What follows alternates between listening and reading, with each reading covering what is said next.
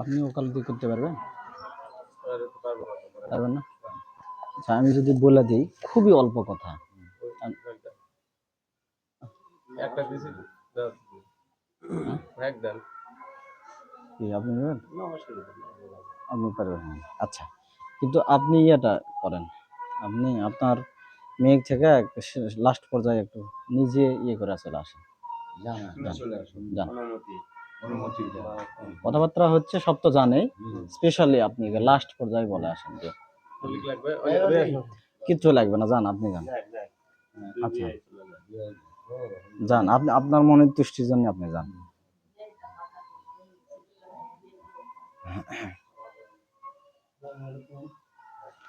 আপনি কিছু না বলবেন যে আপনার বড় ভাই হলে বেশি ভালো হতো। যাই হোক, আপনি আপনার ভাস্তিক বিবাহ দিতে চাচ্ছেন, এটা উল্লেখ করবেন যে 1,50,000 টাকা দিয়ে মহর ধার্য করা, তার মধ্যে নাকফুল বাবদ 2,500 টাকা। আচ্ছা, আলহামদুলিল্লাহ। আর বাকি টাকা বাকি রাখে আমি বিবাহ দিতে চাচ্ছি, ঠিক আছে? এই 3বার বলবেন। আমি শুরু করি তাহলে। আচ্ছা, আসসালামু আলাইকুম ওয়া রাহমাতুল্লাহ। আলহামদুলিল্লাহ, আলহামদুলিল্লাহিল্লাযী লাম ইয়াসাল আলিমান কাদিরা হাইয়ান তাইয়্যিবান সামিআন বাসীরা ওয়াজিদান মাজিদান শাহিদান নাসীরা ফাআশহাদু আল লা ইলাহা ইল্লাল্লাহু ওয়াহদাহু লা শারীকা লাহু ওয়া উকাব্বিরুহু তাকবীরা ওয়া আশহাদু আন্না মুহাম্মাদান আবদুহু ওয়া রাসূলুহু الذي أرسله إلى الناس كافة بشيرا ونذيرا وداعيا إلى الله بإذنه وسراجا منيرا وصلى الله تعالى عليه وعلى آله وأصحابه وأتباعه وأشيائه وأزواجه وأهل بيته أجمعين وسلم تسليما كثيرا كثيرا. أما بعد، فإن خير الحديث كتاب الله وخير الهدي هدي محمد صلى الله عليه وسلم وشر الأمور محدثتها وكل محدثة بدعة وكل بدعة ضلالة وكل ضلالة في النار. يا أيها الناس اتقوا ربكم الذي خلقكم من نفس واحدة وخلق منها زوجها وبث منهما رجالا كثيرا ونساء واتقوا الله الذي تسالون به والأرحام إن الله كان عليكم رقيبا. يا أيها الذين آمنوا اتقوا الله حق تقاته ولا تموتن إلا وأنتم مسلمون.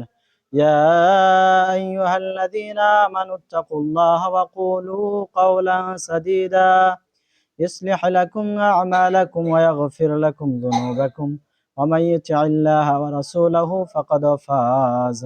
فقد فاز فوزا عظيما. আলহামদুলিল্লাহ, সমস্ত তারিফ কৃতজ্ঞতা সেই মহান আল্লাহ তাআলার জন্য, যে মহান আল্লাহ তাআলা আমাদেরকে একটা উত্তম কাজে শরীক হওয়ার তৌফিক দান করছেন, উত্তম কাজ উত্তম ভাবে করার মতো সুযোগ করে দিচ্ছেন। সেই মহান আল্লাহ তাআলার শাহী দরবারে আমরা কালিমাতু শুকরিয়া আদায় করছি। সকলে আমার সঙ্গে পড়ুন আলহামদুলিল্লাহ। অতঃপর দরুদ ও তাসলিমাত বর্ষিত হোক সে রাসূলের প্রতি, যার দেখানো পথ পন্থায় আমরা এই বিবাহের অনুষ্ঠান পাড়ি দিচ্ছি, যার সুন্নাহ মেনে আজকে বিবাহ পড়াচ্ছি, সে রাসূলের প্রতি আমরা সংক্ষিপ্ত আকারে দরুদ পড়ছি। সকলে আমার সঙ্গে পড়ুন সাল্লাল্লাহু আলাইহি ওয়াসাল্লাম। প্রথমেই বলি, গতানুগতিক বিবাহ পড়ানো আমরা সিস্টেম দেখি যে লেখাপড়া অনেক কিছু হয়, এরপরে আগে মেয়ের কাছে গিয়ে শরম লজ্জা সব ত্যাগ করে, পর্দার বালায় থাকে না সেখানে লঙ্ঘন করে দেশীয় প্রথায় কবুল বলিয়ে নিয়ে এসে এরপরে ছেলেকে কবুল পড়ানো হয়, তারপরে খুতবা হয়। এটা গতানুগতিক দেশীয় প্রথা।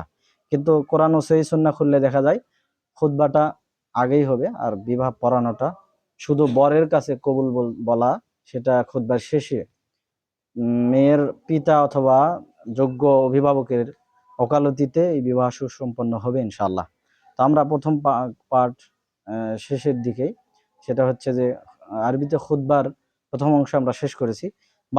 বাংলাতে একটু, যেহেতু আমরা মাতৃভাষা আমাদের বাংলা, আমরা বাংলাতে একটু বরকে সামনে রেখে নসিহা প্রদান করছি, এটাও খুতবার অংশ।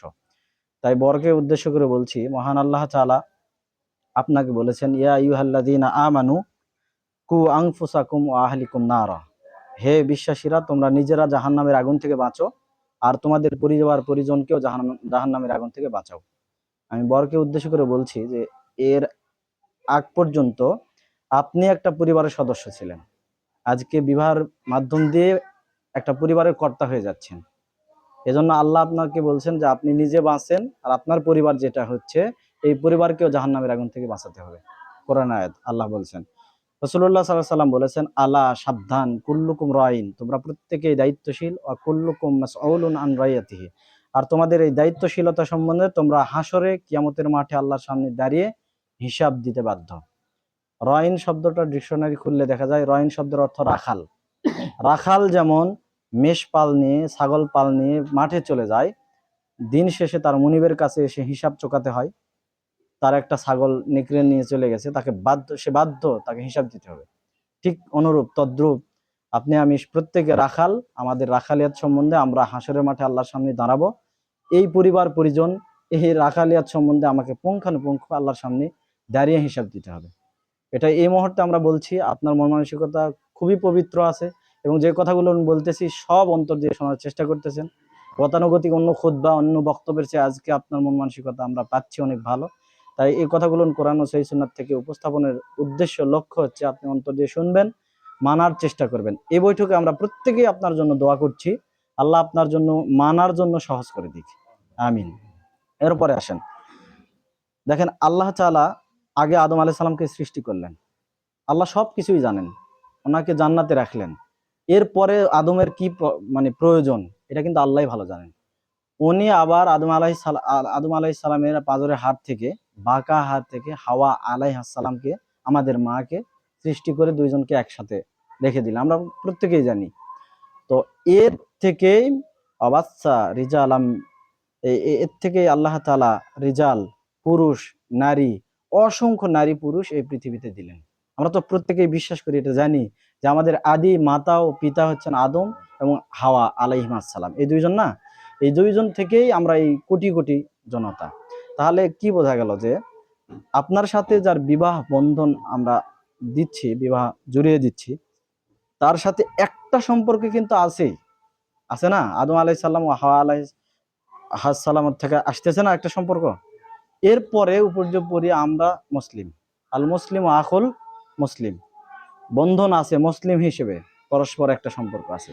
এরপর আমরা উত্তম বন্ধনে আবদ্ধ করে দিচ্ছি আপনাকে স্বামী হিসেবে আর তাকে স্ত্রী হিসেবে, সে আপনার অর্ধাঙ্গিনী। এরপরে তাকে ঘরে নিয়ে যাচ্ছেন, তার থেকে সুখ ভোগ অনেক কিছু নিচ্ছেন। এরপরে দেখা যাবে যে সে মহিলা হওয়ার কারণে, বাঁকা হাড্ডির থেকে তৈরি হওয়ার কারণে আল্লাহ রাসূল সাল্লাল্লাহু আলাইহি ওয়াসাল্লাম বলছেন তাকে তুমি নসিহা করো, তাকে ওয়াজ করো, কেননা ওরা বাঁকা হাড্ডির তৈরি, বেশি জোর করবে ভেঙে যাবে। আল্লাহ রাসূল সাল্লাল্লাহু আলাইহি ওয়াসাল্লাম বলছেন ওরা বাঁকা হাড্ডির তৈরি, বেশি জোর করলে, পিরাপিরি করলে, সোজা করতে চাইলে ভেঙে যাবে। ভেঙে যাওয়ার অর্থ হচ্ছে তালাক হয়ে যাবে। তো আল্লাহ রাসূল সাল্লাল্লাহু আলাইহি ওয়াসাল্লাম এই জন্য বলছেন যে তাদেরকে বোঝাতে হবে, ওরা বোঝালে বোঝে, শান্তভাবে বোঝাবেন, মুখের উপর মারবেন না।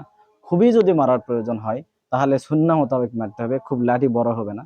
এগুলো নিয়ম মেনে চলবেন। আমরা আশাবাদী এবং আমরা দোয়াও করছি আপনাদের সংসারে আল্লাহ তাআলা সুখ শান্তি সমৃদ্ধি ঢেলে দিক, আমিন। একেবারে শেষ পর্যন্ত জান্নাত পর্যন্ত দুইজনকে আল্লাহ তাআলা একত্রিত রাখুক, আমরা এই দোয়া করছি। তার সাথে সাথে এই দোয়া করছি আপনাদের মাধ্যম দিয়ে দুনিয়াতে যে ফসল আসবে আল্লাহ তাআলা সেইগুলোকেও তার দিনের জন্য কবুল করে নিক। ভাই একটা কথা বলি, যে দুনিয়াতে আপনি আসছেন 2 দিনের জন্য, চলে যাবেন, যাওয়া লাগবেই, এমন কেউ দাঁড়িয়ে বলতে পারবে না যে আমি পৃথিবী ছেড়ে যে কোথাও যাব না। হ্যাঁ, আদম আলাইহিস সালাম অত বড় জলিলুল কদর নবী, ওনার কাছে জিবরিল মালাকুল মাউত আসলে উনি চর মেরে দিলেন, সহিহ হাদিস, সহিহ বুখারীর হাদিস, চর মেরে দিলেন, মালাকুল মাউতের একটা চোখ খসে পড়ে গেল, উনি নিয়ে চলে গেলেন আল্লাহর কাছে। আল্লাহর কাছে গিয়ে বললেন, ইয়া আল্লাহ, আপনি আমাকে এমন এক বান্দার কাছে পাঠাইছেন ও তো মারা যেতে চায় না। আল্লাহ তখন বললেন যে তুমি যাও মুসার কাছে গিয়ে বলো একটা গাভী বা উটের পিঠের হাত রাখো, হাতের নিচে যত লোম পড়বে তত বছর মুসা জীবিত থাকবে। সেটাই বলা হলো। মুসা আলাইহিস সালাম বললেন এরপর কি হবে? তখন জানানো হলো এরপর আপনাকে এই দুনিয়া থেকে যেতে হবে, মানে যেতেই হবে। মুসা আলাইহিস সালাম বললেন যে যেতেই যদি হয় তাহলে আমি এখন প্রস্তুত, যেতে রাজি। তো মুসা আলাইহিস সালামের মতো নবী মুহাম্মদ সাল্লাল্লাহু আলাইহি সাল্লাম পৃথিবীর ইতিহাসে সর্বশ্রেষ্ঠ মানুষ, যার সম্বন্ধে বলা আছে কদ গুফিরা লাহু মা তাকাদ্দামা মিন যামবিহি ওয়া মা তাআখার, আল্লাহ রসুল সাল্লাল্লাহু আলাইহি ওয়াসাল্লাম আগের পাপ পরের পাপ দুটাই মাফ করা হয়েছে। সুবহানাল্লাহ। সেই মানুষটাকে দুনিয়া ছেড়ে চলে যেতে হয়েছে। সবাই যাব আমরা, তাহলে আমরা কি নিয়ে যাব? আমরা যা কিছুই করছি আমাদের উচিত কোরআন এবং সহিহ সুন্নাহ মেনে আখিরাতমুখী চিন্তা ভাবনা করা। কেননা ওখানে যদি জান্নাত না পাই তাহলে আমাদেরকে জাহান্নামে চলে যেতে হবে। আল্লাহ তাআলার নিকটে আমরা কায়মন বাক্যে সবাই আন্তরিকভাবে আপনাদের জন্য দোয়া করছি, আপনাদের এই দুইজনকে কিয়ামত তক পর্যন্ত জান্নাত অবধি একেবারে দুইজন দুইজনের পরিপূরক হিসেবে থাকার মতো তৌফিক দান করুক। একেবারে দিন ইসলাম পরিপূর্ণভাবে আপনারা দুইজন যেন মানতে পারেন, মানার জন্য আল্লাহ তাআলা আপনাদের জন্য সহজ করে দিক। সর্বোপরি আপনাদের বিবাহটা পড়ানো হচ্ছে সহিহ সুন্নাহ মোতাবেক, সহিহ দ্বীনের উপরে। আর এর পরবর্তী ধাপগুলো সুন্নাহ মানতে আল্লাহ তাআলা আপনাদের পথ সহজ করে দিক। আমরা এখন মানে ওকালতির মাধ্যমে মেয়ের চাচা মানে বাবা উনি ওকালতি ভারটা দিয়ে দিয়েছেন চাচার উপরে। চাচাকে উনি বেশি যোগ্যতা সম্পন্ন মনে করছেন, এজন্য আপনার ওকালতি করতেছেন মেয়ের চাচা। এখানে ফর্মালি কোনো কিছুই না, আমরা সবাই জানি যে আপনার বিবাহের মহর ধার্য করা হয়েছে 1,50,000 টাকা। আপনি তো এতে রাজি, এবং নাকফুল বাবদ 2500 টাকা দিচ্ছেন, আর হিউজ অঙ্কের মানে মোটা অঙ্কের বাকি রাখতেছেন। বাকি রাখা ইসলামে জায়েজ, কোনো সমস্যা নেই, কিন্তু এটা দিতে হবে। বুঝতে পারছেন? আল্লাহ আপনাকে এই ব্যাপারেও সহজ করে দিক, খুব তাড়াতাড়ি যেন আপনি দিতে পারেন। আল্লাহ আপনাকে অনুগ্রহ করুক, এটা আমরা জানি। আর আমরা এটাও জানি যে এই মেয়েটা আব্বার দুই মেয়ের মধ্যে এ ছোট মেয়ে। হ্যাঁ, উনি উল্লেখ করতেও পারেন যে আমার ভাতিজি, ছোট ভাতিজি অমুককে এত টাকা দেন মহর ধার্য করা, আমি তোমার সাথে বিবাহ দিতে চাচ্ছি, উনি বলতে পারেন। আপনি কবুল বললে বিয়ে হয়ে যাবে ইনশাআল্লাহ। বুঝতে পারলেন? শুরু করেন। আচ্ছা। আমার বড় ভাই মোহাম্মদ মামুনুর রশিদের ছোট কন্যা মোসাম্মদ মেহেরিন আক্তার মিম। জি। মিমকে 1,50,000 দেনমোহর, নগদ 2,500 টাকা, বাকি 1,47,000 টাকা রেখে এই মজলিসে তুমি তাকে স্ত্রী হিসাবে কি না না না না, আপনি সরাসরি বলেন যে তাকে বিবাহ করবে। তাকে কি বিবাহ করবে? আলহামদুলিল্লাহ কবুল। আচ্ছা, মোহাম্মদ মামুনুর রশিদের দ্বিতীয় কন্যা। এগুলো আর বলা লাগবে না, সরাসরি হ্যাঁ, আমার ভাতিজিকে তোমার সাথে বিবাহ দিতে ইচ্ছুক, তুমি কি বিবাহ করবে? আলহামদুলিল্লাহ কবুল।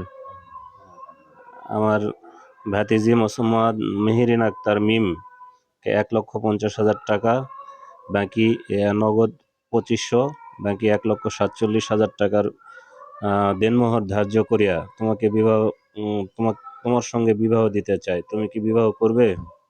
আলহামদুলিল্লাহ কবুল। মাশাআল্লাহ, আলহামদুলিল্লাহ, আলহামদুলিল্লাহ।